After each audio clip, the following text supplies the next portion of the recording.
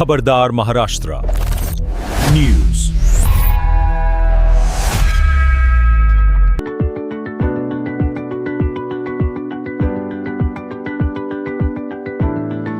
माझं नाव कुशल जैन आहे। मी 2022 बॅचचे IAS officer आहे।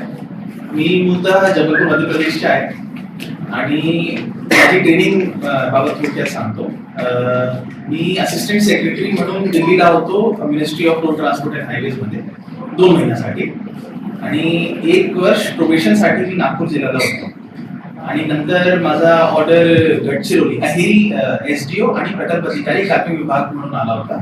तर मी 1.5 वर्ष तिकडे म्हणजे सर्व केला आणि नंतर माझा सोलापूर ZTCOचा ऑर्डर आलेला आहे आणि आज मी त्याच्यासाठी जॉईन व्हायसाठी आलेलो आहे। सोलापूर आपली एवढी पावन जमीन आहे ना, तिथे आपले पंढरपूरचे देव असो किंवा सिद्धेश्वरचे देव असो किंवा आपले स्वामी समर्थचे देव असो, ते सगळं मला असं वाटत आहे हे माझ्यासाठी एवढी अभिमानची गोष्ट आहे की मला ही संधी मिळालेली आहे की इथे लोकांची सेवासाठी मला आता 1.5, 2, 3 वर्ष जेवढे असेल तेवढे ते मला संधी मिळालेली आहे। त्याच्याबद्दल मी खूप अभिमान वाटत आहे।